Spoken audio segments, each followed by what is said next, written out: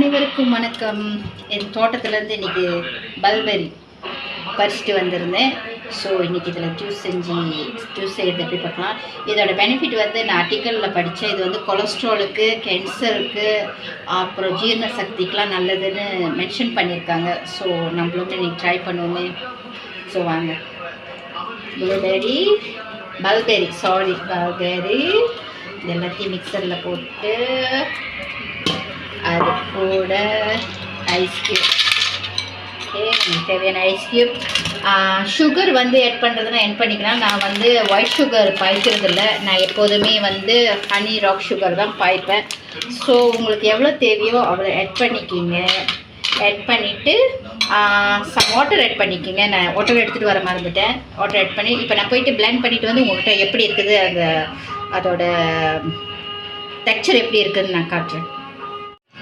Okay, நான் blend பண்ணி எடுத்துகிட்டு வந்துட்டேன். டெக்ஸ்சர் இப்படி தான் இருக்குது.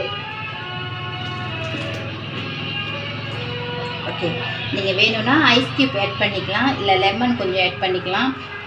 குடிச்சு பார்த்துட்டு எப்படி இருக்குதுன்னு கமெண்ட் பண்ணுங்கள். தேங்க்யூ.